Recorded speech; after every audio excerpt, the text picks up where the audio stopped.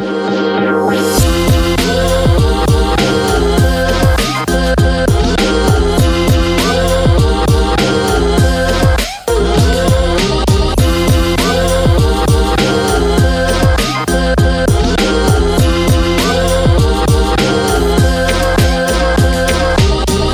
want to share with you a few highlights of what I was up to this June. And I'm excited. First stop is one of the things that I do called Bump Love. If you are on YouTube, I hope that you've been able to watch Bump Love Uganda. Bump Love is a group of moms, 3 moms. We come together, we share our experiences because motherhood has no manual and neither do children. So this is a show that I co-created where we come, it's a TV show and a YouTube show. And during the show, we talk topics that affect us as women. And so today I want to take you on a journey as I get ready for a Bump Love shoot.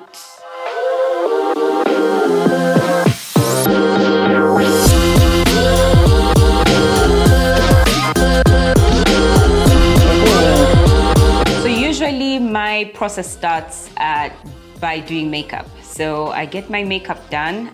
For this season of Bump Love, Tina Brows is doing my makeup. She's on my glam squad. I have a glam squad. Like when we started Bump Love 5 years ago, we barely had any makeup on our faces. We were doing it ourselves. So to think 5-6 years later, we each have glam squads. God does these things. What are we going to do? I don't know, I just like the goldish brownishes, neutral eyes, because I still don't even know what I'm going to wear. Okay. So we might do a maroon dark corner, then we do like a gold. Okay. So since you don't know what you're going to wear yet, I really don't know.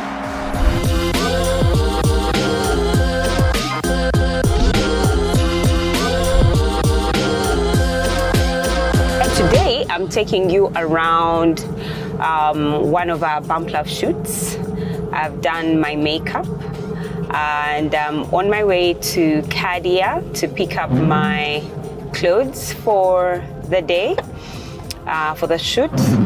We'll be shooting 2 episodes today, and then I'll also go and get my hair done, and then I can go over to where we'll be shooting. Today we'll be shooting from Kayali, which was the former pyramids, I think.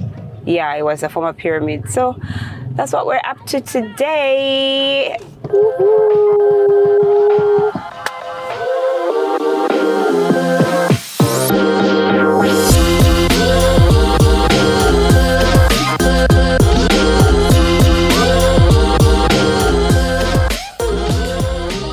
Hi, what's the fastest speed of a Are you seeing a caterpillar somewhere? No, what does it look like? No, I was wondering what's the fastest speed of a forklift if it's driving on a road. What's its fastest speed? It's typically around 10 to 20 miles per hour.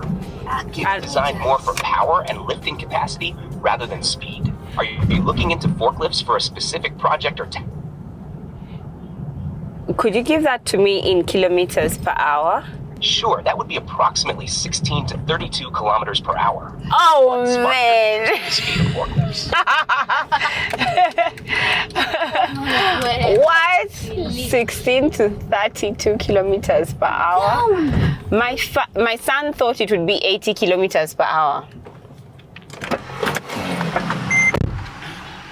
That's a common misconception. Forklifts are much slower because they're built for safety and stability while handling heavy loads, not for speed. It must have been quite a surprise for him to find out they go much slower. Is he interested in vehicles or machinery in general? Yes, he is. So he said he's really surprised. Could not understand.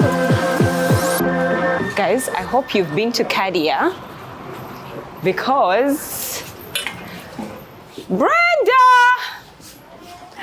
we're in Kadia. Where is she? My girl.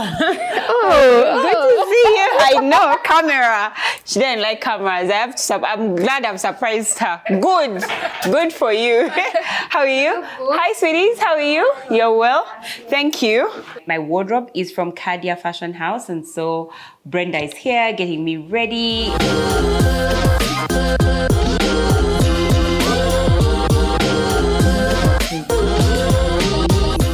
I'm going to change my shoes, do my hair, but the outfit is already done. I love this dress because it's actually two-way, right? It's like a two-way. I'll show you, but for now, oh no, actually, let me show you now. So the option is you can tie it directly behind, so it kind of has like these pockets here, or you can actually go through the front. So you have a double breast here, tie it through the front, and then there we go. Brenda helped me there behind. We are good. And so I like this one better, but let me know in the comment section which one you felt looked better, whether to do it right, tie it once, or do the double breast. But I super love the double breast. I don't think you'll change my mind. I love it. Okay, so let's go get our hair done. This is my second outfit. Yeah. Sorry guys, I couldn't take you into the dressing room, but this was my second outfit. Maybe I'll bring you when I'm doing like a fitting of many other clothes. But for now, guys, look at all this office wear. Like if you're a banker, this lawyers, please come through. This is the place. Okay, see you, love. Bye-bye. Bye-bye. They still think I own Kadia? No. I was a great brand ambassador. My contract ended. When did it end? It ended December 2020. Pardon? They give you money or they do it for free? Oh, they give you money when you're a brand ambassador. A lot of money. How much? A lot of money. A lot of money. It has a lot of money. I can't. Tell me. I can't. Tell me. I can't. Blake, why are you smiling for my viewers? The man smile handsome. That's a great question. Wow. You look for the gold one. I'm loving my fits for the season, for the 2 episodes that we are shooting today. Actually, I must say, the way we shoot our episodes is actually quite interesting. Let me bust some bubbles here. Oh, I love busting those ones. Let me bust some bubbles. So when you see a Bump Love episode, we've probably, unless otherwise, we've probably recorded it months before.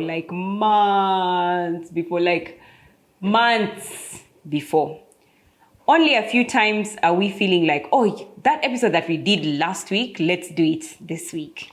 So this particular episodes are among the ones that we are starting with, but one I think you have seen, but another you'll not, and you'll probably see it later in the season. So we recently changed our hosts, and some of the comments that usually get me like, should I tell them or not? Should I type in the comment section or I shouldn't? Are comments like, yeah, thank you for listening to our feedback last week. This week you've done better. And I'm just like, you know that the both episodes, we shot them way before the comment that you made, Even when someone says, Manuela, I didn't like your makeup last time, do better makeup. Then the next week, I've done a whole other makeup. And they're like, thank you for listening to our feedback. I'm just like, will they one day find out the truth? And you just have. So you find that we pre-record our seasons, our episodes. The one that I've been liking the most is, oh, you guys, your chemistry is growing. You're getting more and more comfortable. The first episode we actually brought out was some of in the middle episodes. And the first ones are the ones that now you're watching. So The chemistry has been there. It's just that you weren't seeing it. Because the way the episodes comes out, it always looks like, oh, we've just shot that week. No, we actually shot already. And what you're seeing is already... So, just comment on the content. These things where you're like giving feedback. It's nice. But when you see that we have changed, just know we had already done it before the comment.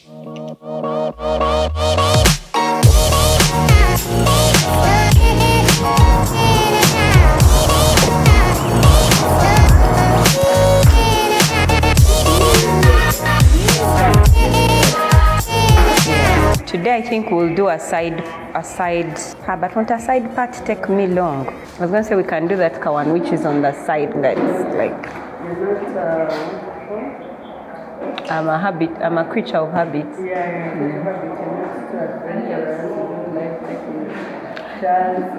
Yeah. Yes, and I stick with it. I think there was a time I risked, and the risking helped me see what I like. In here or just in your life? Life, I think. But I'm also generally a safe person. Yeah. Let me go you safe. Like safe. But I have a feeling that because when I was younger, I feel I looked for adventure. You're curious. Yes, I think I was curious. So I think that the kids, in a certain way, regulated that. And then when they're older and they can take care of themselves, I have a feeling I'll go back. I have a feeling. I have a feeling I'll find that Manuela again. Because I don't think she's lost on me.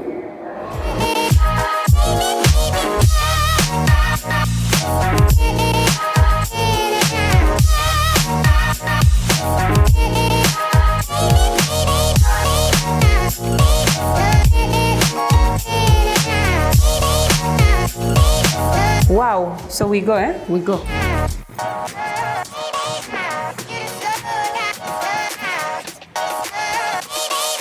So hair, makeup, clothes sorted, but I'm extremely late.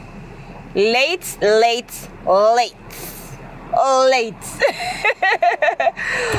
So let's wait for Barbara to get in here, and then we can go off to Kayali for the shoot. But I hope we'll really hurry up with the shoot because we're late. We're so late. She has no idea she's being filmed. Excuse me. Say hi to the viewers. Wait, let us put down my view. Okay. So please record her stubborn like that. Barbara, we go. Let me say hi properly. Hi, my name is Barbara. Manuela. Barbara, we go. Listen. She's using my phone to airdrop our pictures. Let's go. The stand labels. Yeah, I move around with it. Even me, the cost of it, even. Given. Bye. Are you Ugandan? Yeah.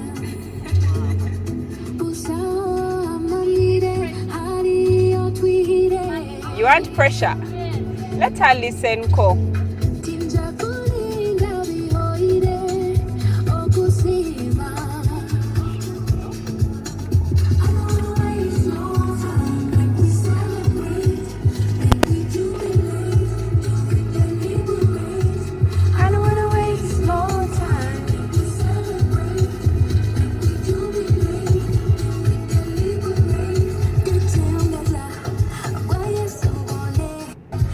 Vamos a la frente.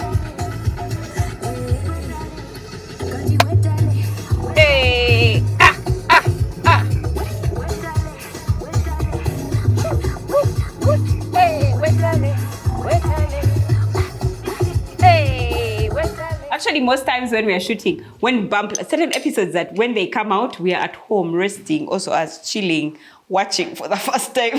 So when we see the comments, things like, yeah, now you guys are getting better.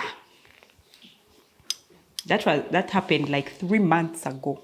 Anyway, let me stop busting bubbles. Let me stop right there.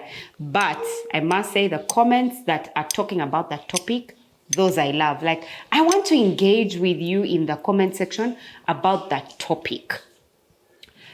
Not about, okay, you know, like not about those things. I'm Team Manuela. No. Can we let's discuss the topic. Let's discuss that topic. Those are the ones I want. I'm like, no, I think this. And then let me come in a comment and I also respond. And I like those engaging. I really like them. Yeah. But maybe with time, we shall start to comment. You know, on every YouTube video I watch, I usually comment about the content. I never ever look outside of that. And most YouTube channels, like abroad and around the world, you find that when there's a YouTube, like when there's a YouTube video, usually the comments are based on the content of the show, someone's thoughts, someone's ideas about the content, not about the people on the show, not how they fought, not how they shouted, not how they laughed. You know, someone can send a DM and say, I don't like the way this one talks. Can we get to a place where it's about the content? I get that there are ways in which the way it is delivered affects you, like the way someone is dressed, the way they are talking, the way they talk to someone else affects you. But there has to be a place where we need to separate ourselves from all of those feelings and just go to the content, because none of us comes to produce content to be torn apart by the hairstyle we wore. No, it's about the content. So I just keep praying. I keep always crossing my fingers and saying, Lord, please increase the people that will just talk about the content so that we see real change, real ideas. Someone say, oh, this is what I think. You don't even have to disagree or agree. You just have to say, this is what I think. I think it's interesting when you said this. I liked this insight. I thought about this insight. Like, just keep it a positive space. So anyway, if you don't know Bump Love, just head on over to Bump Love, subscribe, then you come back here.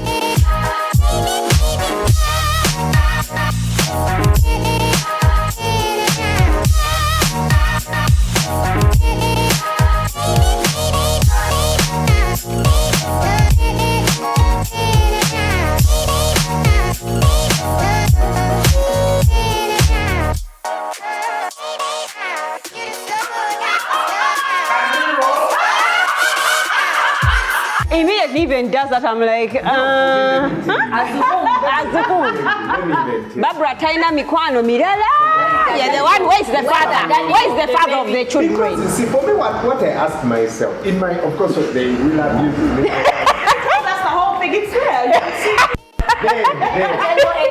Oh my God. I threw the cake in the dustbin. Yeah, it was for Bianca. It was Bianca's cake. I'm like, Bianca. Even Bianca, I said, Mommy, Auntie good. I said, do that one. Don't say her name again. Okay, Mommy.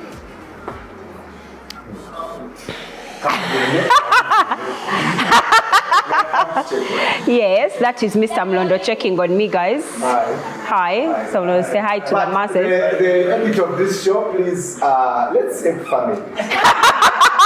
No things that will implicate disorganized, you know,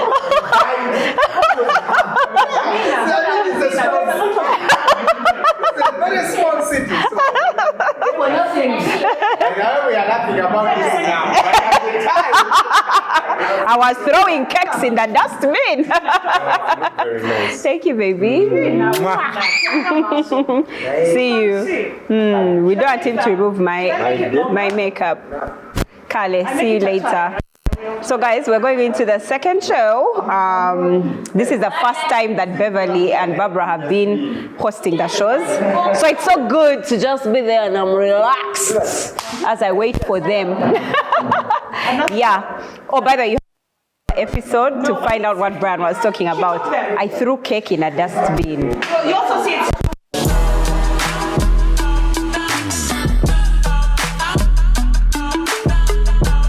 That was a great 2 shows that we had. Usually when a Bump Love show is done, I am exhausted. Because there's so many moving parts involved in any Bump Love show. There is the hosts, there is the venue, there is the glam squads, there's the guests, if we have guests. Then after that, behind the scenes, then there's editors, there's a social media team that's working. Like Bump Love has an over 30 people production team. Over 30. And just working those semantics, it really can get, serious. Actually, that's one of the reasons. There are certain times when people like make comments, I'm just like, when someone says, bring 2 other hosts. I'm just like, honey, you have no idea what it takes to put up a show like this. And there's no money, like it's like there's no sponsor on the show. There's no like this for us is real giving. Like this is real purposeful. Like it's about purpose. It's not about money. No, it's about purpose. And sometimes I wish people would just accept it. We're not a TV show, and I get that. What we've produced is so personal to people, and they love it and they enjoy it. But I hope and pray that people will understand that Bump Love is so much more, like there's so much that goes behind the scenes. We have to spend so much to make sure that every week an episode comes out. I kid you not. So when you're next commenting, or when you find people commenting on Bump Love, please assist me and educate them. It's not as simple as, I want to see 5 people on the set. Let them, just calm down. Because by the time even the ladies are done, that's a whole day gone. They can't do any work after they've done a Bump Love shoot. That's taking a lot from someone's life. So when you see a lot of ungratefulness in the comment section, or a lot of entitlement to what I want to see, please remember that there are real women behind there. And even when they say, I want to go and rest, I'm done, I've given Bump Love 5 years of my life, it's time for me to rest. We need to respect that. We need to respect that people have given of themselves, of their hearts, of their families. They've opened their lives to you for 5 years. They don't have to continue. Me, I have to continue because this is something that God put on my heart as part of my purpose journey. I have to do that. And so for me, the strength has to continue. He has to continue to give me strength. But for other people, he gives them for seasons, for you, that you might drink from their well. So anyway, let me not say so much. Just know that after every Bump Love episode, we're tired, we're exhausted. Not just us. Meanwhile, I've not counted Blake and Bianca, who are always on the set. So this,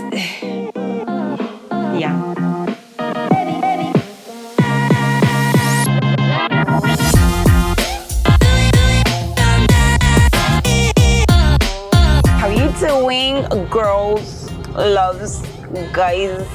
What are all those words that they use to coochies? My gosh. The things we call you on social media, you guys who watch us, I don't know why we call you all those things. But actually, what word should I use to call you? Should I call you fam? Should I call you girl? Should I call you lady? Should I call you... I like fam though. Like, hi family, hey guys, because like you're like kind of family. Anyway, let me know in the comment section. So as we speak, we are actually on our way to Hotel Kampala. I have an event. Is it an event? A meeting with the Ministry of Gender, Labor and Social Development. and we'll be sharing on, I think it's on the cost of childcare. On the cost and how we can manage the cost of childcare. I think it's something like that. So I'm excited. I'll actually be doing a presentation, and mine is based on 0 to 3 though. We still have a long ways to go for 0 to 3, but that's fine. I mean, it's my life's work. I've been in it for the past 20 years. Yeah, if you're wondering how old I am, there are 4 years. I'm coming to 40, so yeah, I've been working in that sector for a while. So I'm still here. We're gonna do this. One day, 0 to 3, we'll have a home. But in the meantime, let's fight for 3 to 6. Now, sometimes I know dialogues can get boring and you're just like, but guys, these dialogues are what drive countries. So please, listen in. Especially those of you in the early childhood sector, listen in. Okay, let's do this. Actually, this event started at about 8 o'clock, but I had some meetings that I couldn't share with you guys earlier or record you in. So yeah, now we might be refused to record any further. So we'll see. Okay.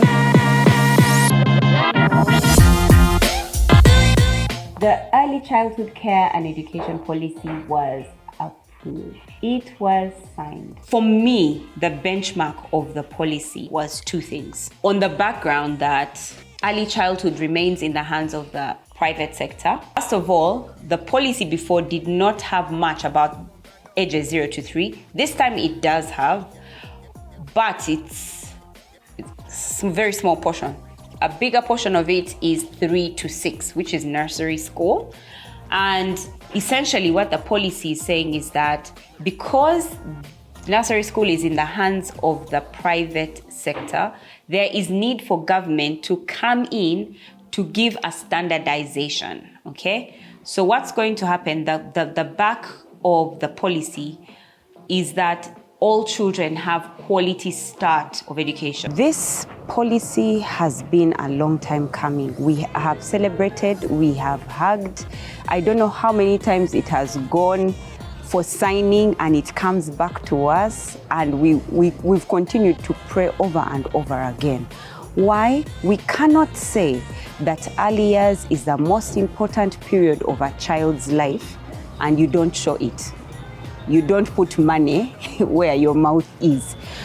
2, the sector was in the hands of the private sector, which I am also a part of, because also I'm the CEO of the Credo.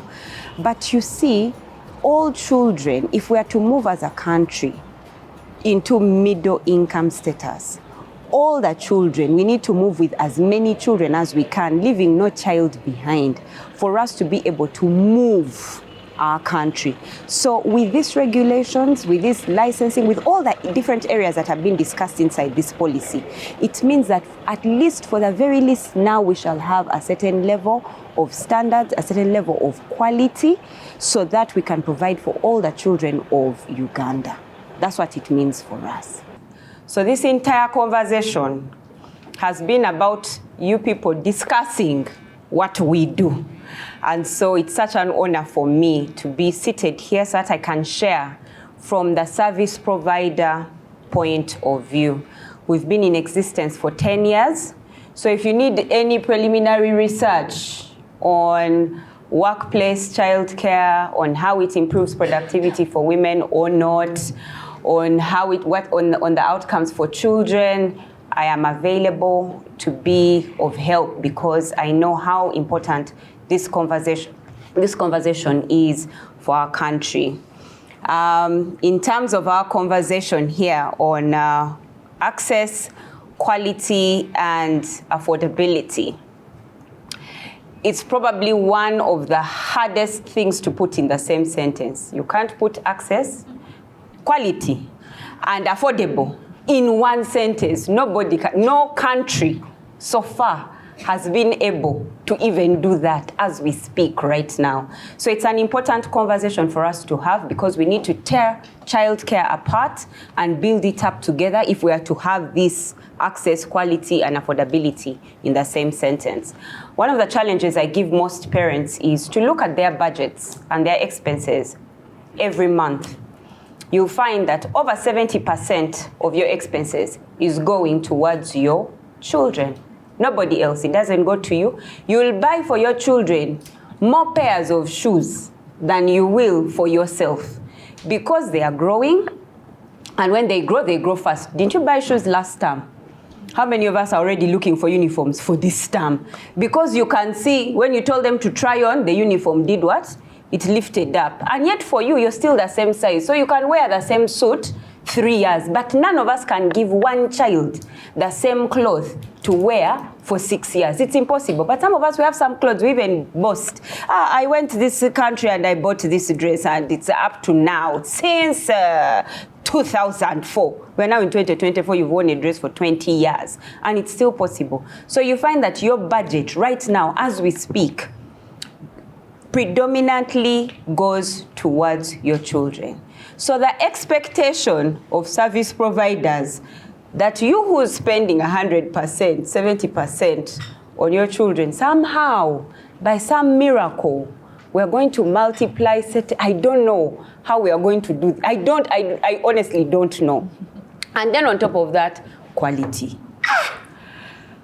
I say, wow, how am I going to have quality in the same conversation? How does this work? Because most times when you want great outcomes for your children, you get the best that you can. Because now the parents we have are asking us, they have very big demands. The other day we were serving a meal at my school, and it included pumpkin and beans. The parents quarreled. How could pumpkin? That is very healthy. Am I telling you guys, with avocado on the side and mango juice? Extremely healthy, don't you agree? But the parents quarreled. So the conversation on nutrition in wealthy families is a big conversation to have, because honestly, when you tell us you're going to regulate how we are going to do school fees, but the parents are going to demand even for more. So this conversation is extremely important for us on both sides of the spectrum to understand how it works. For parents to understand what does affordable look like, what does quality look like, and what does accessibility look like. And for me, this is where I come from. This is where I stand. We're going to need strata for the beginning. We're going to need to stratify quality. We're going to need to stratify provision. We're going to say, what do we do in the village? That I might not be able to buy the latest technology of toys from China. But what we want is a principle. What should the child have learned by age, let's say six, I was going to say 6 months, but let me not go there. Let's say 2.5 years. What is it that we're expecting of this child's emotions? So while they might have a doreye in the village, maybe in Kololo, where a certain minister is, they can have the doll from China. But ultimately, have they learned their emotional connection that is required for that age group of 2.5 years? So that when we come to quality, we're not coming to discuss the physical things that are inside the child care center. We're saying the quality is in our teachers and our caregivers in the schools. We're saying the quality is in what we are teaching them. We should be able to have teachers like me, deep in the village. Which village did you say? I should be able to go there, and I should be able to teach. We should be able to have high quality teachers. Let us leave the toys, the beds, all of that is just noise. Ultimately, it is those soft things that we are teaching that should be quality. And when that happens, affordability and access, that's a piece of cake.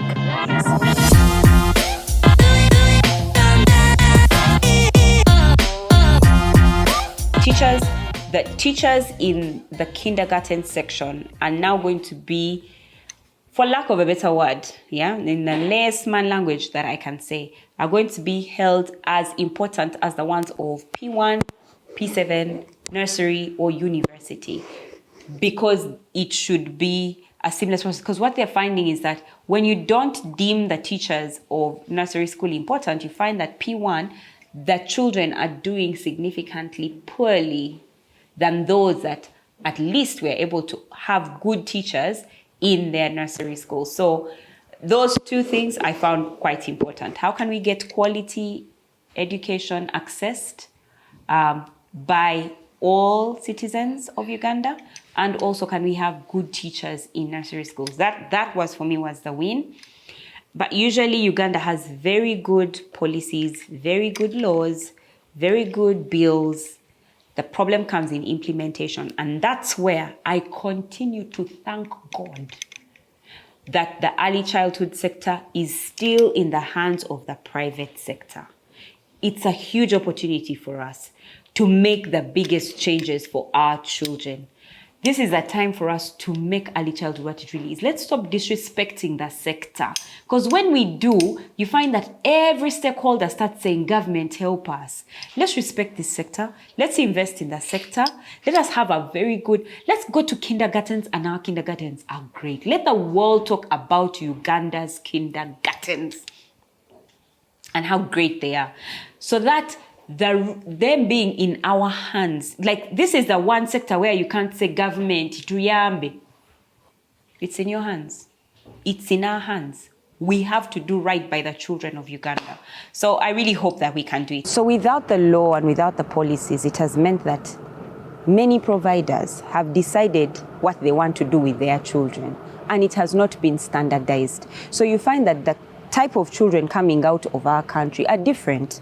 You have those who are doing extremely well, you have those who are doing poorly. But with this law and with this policy, it means that we have a standard. We have a standard Ugandan coming out of Uganda, because the first important years of the child's life have been catered for. At least there is a quality, there is a standard, there is where we all start from. And then after that, you can do more, with the child. The thing about this policy is that it means that now people will know, or providers will know, what is it exactly that they are doing when they are with that child. Immediately they come into their premises. It will also tell parents what to look out for when they go to a service provider to give their child childcare. What exactly are we looking out for? What toys should they be using? What is the kind of people, the caregivers that are in the centers? All of those things will be entailed inside this policy, or have been entailed inside this policy, to guide us. Even a curriculum, because many people will tell you, my child goes to this school, there's this curriculum. There is no curriculum for under the age of 3 to 6 kindergarten. People say, hey, I want Montessori. Montessori is a pedagogy. It is a way of teaching. It is not a curriculum. Then they say, I want Jollyphonics. Jollyphonics is not a curriculum. It is just a way, a pedagogy on how you teach children to read and write. So there is no curriculum. So even when they provide that curriculum, because they've been giving us guidelines, but no curriculum whatsoever, what that means is, at the very least, every child in Uganda will receive the same basic. And then you can add on, you can do better depending on what center you are. You can add on some more, but at least the basics have been done for all the children in the country. Thank you. Thank you.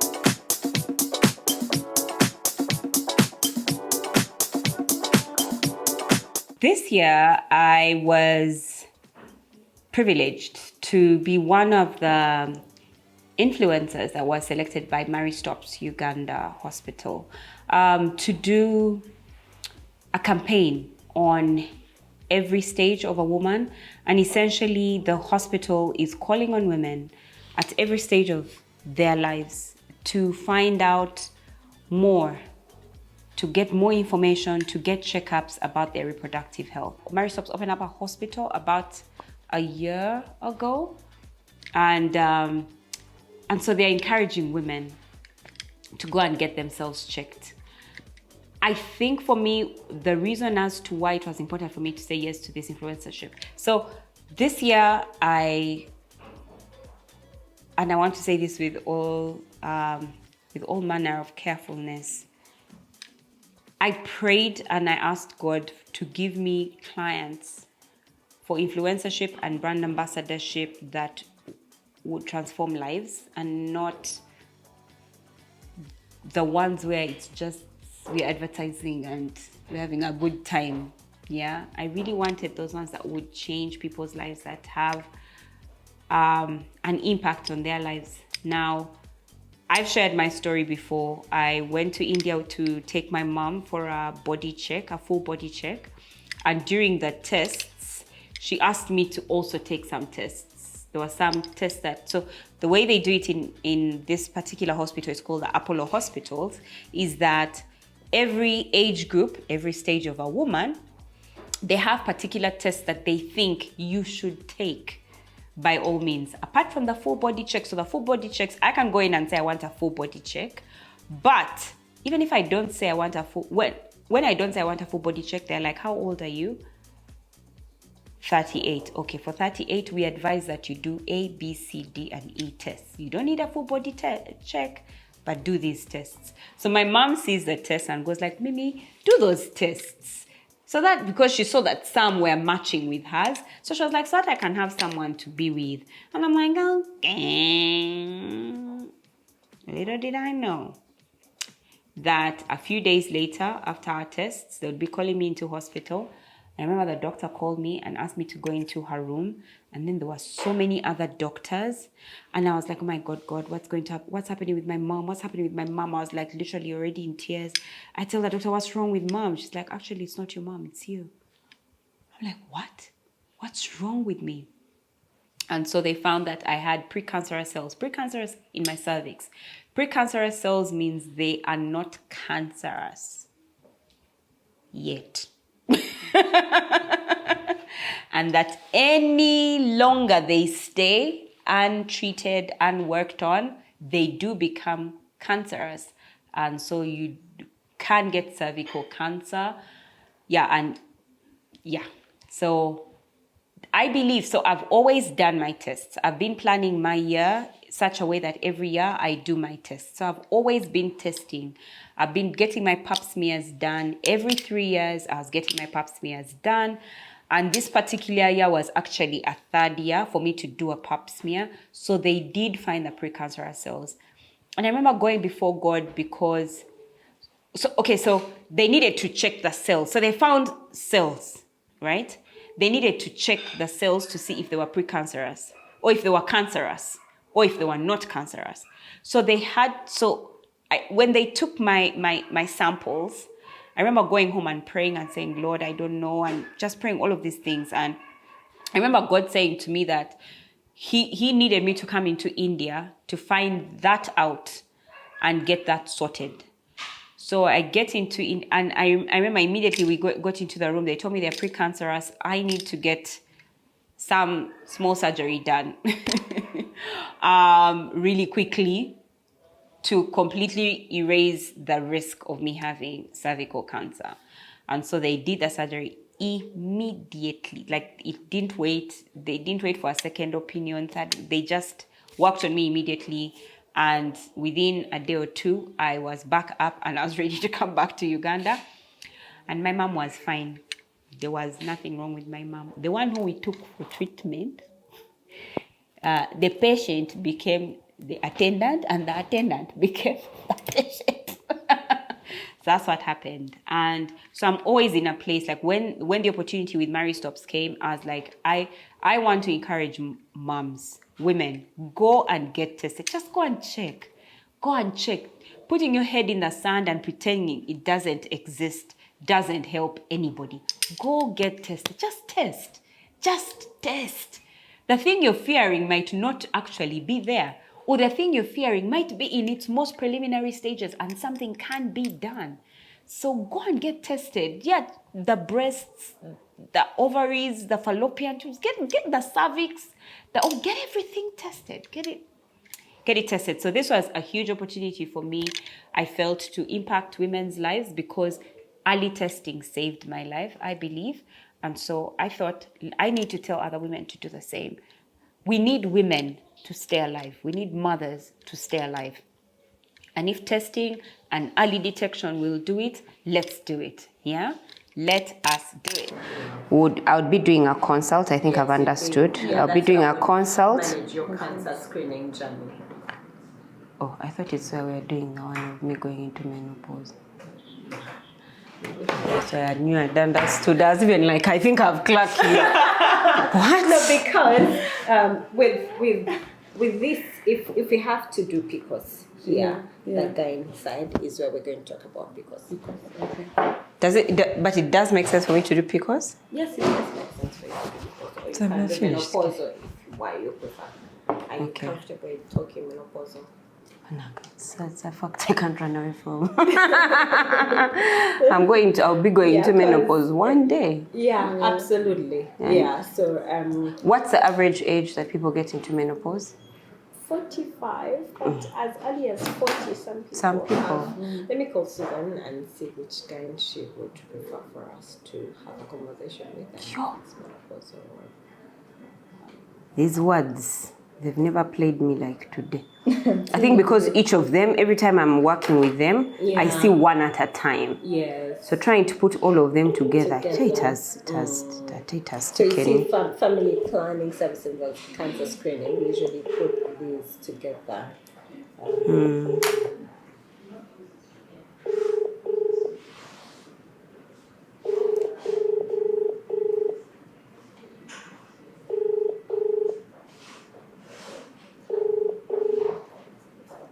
I think that's how.